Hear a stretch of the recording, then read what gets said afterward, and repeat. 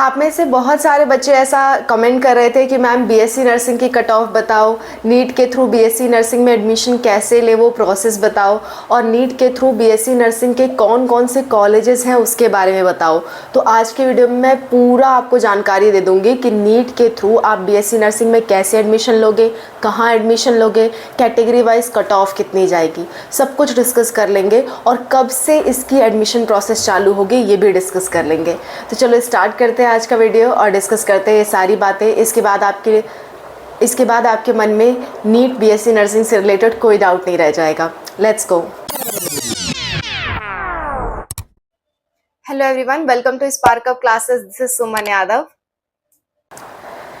BSc nursing पहले क्या होता था, नीट के थ्रू बीएससी नर्सिंग होता था लेकिन डायरेक्ट उसकी काउंसलिंग नहीं होती थी। लेकिन इस बार क्या है, इस बार नीट के थ्रू डायरेक्ट इसके काउंसलिंग होगी। आप जानते हो नीट की दो काउंसलिंग होती है, एक होती है एमसीसी काउंसलिंग, एक होती है आयुष काउंसलिंग। एमसीसी काउंसलिंग में एमबीबीएस, बीडीएस और बीएससी नर्सिंग की काउंसलिंग होगी, और आयुष काउंसलिंग में बीएएमएस, बीएनवाईएस, बीएचएमएस, बीयूएमएस, बीएसएमएस, इन 5 चीज़ों की काउंसलिंग होती है। आयुष काउंसलिंग के बारे में मैंने पूरा डिटेल्स इस वीडियो में बता दिया है, आप देख सकते हो, लिंक आपको लास्ट में मिलेगा। कट ऑफ्स भी मैंने डिस्कस किया कैटेगरी वाइज। फिलहाल हम बात करेंगे एमसीसी काउंसलिंग की। एमसीसी काउंसलिंग आपकी 14 अगस्त से स्टार्ट हो रही है, ठीक है। एमसीसी काउंसलिंग के भी 2 पार्ट होते हैं। पहला होता है आपका all India counselling, all India quota के थ्रू काउंसलिंग। दूसरा होता है स्टेट काउंसलिंग। सो जो आपकी बीएससी नर्सिंग की काउंसलिंग है ना, वो ऑल इंडिया कोटा काउंसलिंग में आती है, ठीक है। तो आपको ऑल इंडिया काउंसलिंग में पार्टिसिपेट करना है और फर्स्ट राउंड से ही पार्टिसिपेट करना है, और ये 14 तारीख से स्टार्ट हो जाएगा, 14 अगस्त से। इसकी पूरी संभावना है, ये ऑफिशियल नोटिफिकेशन है, लेकिन बाई चांस वो डिले कर देते हैं तो बात अलग है बच्चों। आप सब लोग जानते हो कि एनटीए कुछ ना कुछ डिले करता रहता है। तो अभी के लिए आप यही मान के चलो कि 14 अगस्त से आपकी काउंसलिंग चालू हो जाएगी। काउंसलिंग के लिए बहुत सारे डॉक्यूमेंट्स की ज़रूरत पड़ती है, जो कि मैंने इस वीडियो में डिस्कस किए हैं, ज़रूर देखना बच्चों, लिंक आपको लास्ट में मिलेगा। अब बात करते हैं हम कौन कौन से कॉलेजेस रहेंगे नीट काउंसलिंग के अंतर्गत बीएससी नर्सिंग के लिए स्पेशली, और कितनी कट ऑफ जाएगी, ठीक है, ताकि आप डिसाइड कर पाओ आपको पार्टिसिपेट करना चाहिए कि नहीं। ओके, तो चलो 1 बाय 1 डिस्कस करते हैं। बीएससी नर्सिंग के लिए दिल्ली में बीएससी नर्सिंग के लिए टोटल 8 कॉलेजेस हैं, और दिल्ली ही एक ऐसा राज्य है, दिल्ली के ही ऐसे कॉलेजेस हैं जिसमें ऑल इंडिया काउंसलिंग और स्टेट काउंसलिंग दोनों चलती है। लेकिन बाकी सारे जो कॉलेजेस हैं उसमें सिर्फ और सिर्फ ऑल इंडिया कोटा की काउंसलिंग चलेगी, ठीक है। दिल्ली में स्टेट काउंसलिंग और ऑल इंडिया काउंसलिंग दोनों चलेगी। तो पहले दिल्ली के कॉलेज बता देती हूँ, और सबसे अच्छे कॉलेजेस है। बीएससी नर्सिंग का कोई ऐसा कॉलेज नहीं है जो कि अच्छा ना हो। इसमें बीएससी नर्सिंग के सारे अच्छे कॉलेज लिए गए हैं नीट की काउंसलिंग में, ठीक है। अच्छा, तो इसमें है आपका सबसे पहला डॉक्टर RML हॉस्पिटल, यानी कि राम मनोहर लोहिया हॉस्पिटल दिल्ली में, ठीक है। उसके बाद है आपका VMMC सफदरजंग हॉस्पिटल। उसके बाद है आपका Lakshmibai Batra college of nursing New Delhi. इसके बाद है आपका Kasturba college of nursing Delhi, और फिर है Saint Stephen college of nursing Delhi. फिर है आपका college of nursing Nightingale Delhi. उसके बाद है आपका Lady Hardinge medical college of nursing, it is also in Delhi, और Rajkumari Amrit Kaur college of nursing Delhi. ये 8 कॉलेजेस आपके दिल्ली में हैं, और सारे एक से एक कॉलेजेस हैं। लेकिन इसमें बात यही है कि दिल्ली के बच्चों को ज़्यादा इसमें फ़ायदा मिलेगा, क्योंकि इसमें स्टेट कोटा की काउंसलिंग चलती है, ठीक है। क्योंकि बाकी सारे स्टेट में क्या होता है ना, बीएससी नर्सिंग के अलग से एग्ज़ाम होते हैं, पर दिल्ली में नहीं होते। तो दिल्ली वाले बच्चों के लिए ये कोटा दिया जाता है, ठीक है। अच्छा, इसके अलावा कौन कौन से कॉलेज हैं? इसके अलावा कर्नाटका में 2 कॉलेज हैं, ESIC college of nursing Gulbarga Karnataka, ESIC college of nursing Indira Nagar Bangalore, ठीक है। ये दोनों ही कर्नाटका में है, ESIC के नाम से हैं, क्लियर। इसके बाद एक कॉलेज आपका भोपाल में है, जो कि है college of nursing Bhopal, BMHRC उसे कहते हैं। फिर है आपका BHU वाराणसी, ठीक है। वाराणसी में बहुत सारे लोग एडमिशन लेना चाहते हैं। तो इतने सारे कॉलेजेस हैं, ये लड़के और लड़कियों दोनों के लिए हैं। जितने कॉलेज मैंने अभी तक बताए वो लड़के और लड़कियों दोनों के लिए हैं। इनमें से एक है नाइटिंगेल वाली जो कॉलेज है, और लेडी हार्डिंग कॉलेज है, ये स्पेशली गर्ल्स के लिए है। बाकी सारा दोनों लोगों के लिए है, लड़का हो या लड़की हो, ठीक है। अच्छा, अब इसके थ्रू एमएनएस की भी काउंसलिंग होती है। देखो एमएनएस में क्या होता है कि एमएनएस में सबसे पहले आपको नीट का एग्ज़ाम देना होता है, फिर अलग से एमएनएस का फॉर्म आता है, उसका एग्ज़ाम देना होता है, फिर उसका फिजिकल टेस्ट, इंटरव्यू, ये सब होता है, फिर एडमिशन होती है। एमएनएस की पूरी प्रोसेस मैंने इस वीडियो में बता रखी है, आप ये भी देख सकते हो, लिंक आपको लास्ट में मिलेगा। एमएनएस के अंतर्गत कौन कौन से कॉलेज हैं वो भी मैं आपको बता देती हूँ, फिर कट ऑफ का जिक्र करेंगे। एमएनएस में टोटल 6 कॉलेज और सिर्फ लड़कियां जा सकती हैं, इसमें लड़के नहीं जा सकते, ठीक है।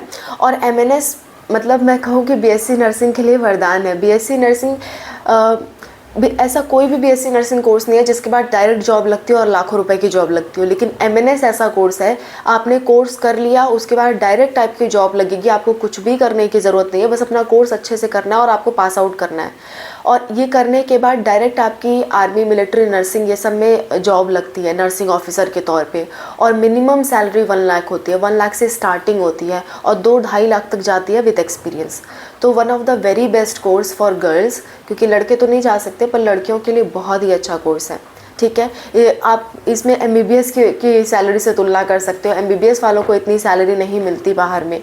गवर्नमेंट कॉलेज में जाओगे, गवर्नमेंट हॉस्पिटल में जाओगे तो एमबीबीएस वालों को 50-60 हज़ार दिए जाते हैं स्टार्टिंग में, लेकिन ये बीएससी नर्सिंग का ऐसा कोर्स है जिसमें डायरेक्टली आपको 1 लाख से सैलरी की शुरुआत की जाती है।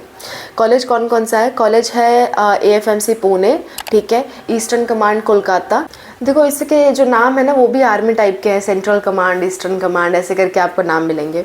तो ईस्टर्न कमांड कोलकाता, फिर है आपका INHS Mumbai college of nursing, फिर है आपका research and referral new Delhi, उसके बाद है आपका सेंट्रल कमांड लखनऊ, फिर है आपका एयरफोर्स कमांड हॉस्पिटल बैंगलोर, ठीक है। तो ये सारे 6 कॉलेजेस हैं। सीट्स भी बता देती हूँ। कोलकाता वाले में आपकी 30 सीट्स हैं, AFMC पुणे में 40 सीट्स हैं, INHS मुंबई में 40 सीट्स हैं, RNR दिल्ली में 30 सीट्स हैं, सेंट्रल कमांड हॉस्पिटल लखनऊ में 40 सीट्स हैं, और कमांड हॉस्पिटल एयरफोर्स वाले में आपकी 40 सीट्स है बैंगलोर के। टोटल 220 सीट्स हैं और सिर्फ लड़कियां जा सकती हैं, 1 लाख की स्टार्टिंग सैलरी। अच्छा, अब कट ऑफ की बारे में बात कर लेते हैं।